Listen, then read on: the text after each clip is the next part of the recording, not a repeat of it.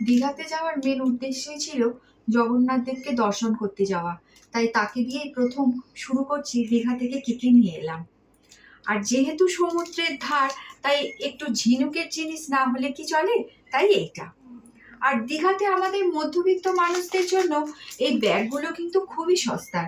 আপনারা গেলে অবশ্যই নিয়ে আসবেন। এটা আমার মেয়ের, কেমন হয়েছে জানাবেন।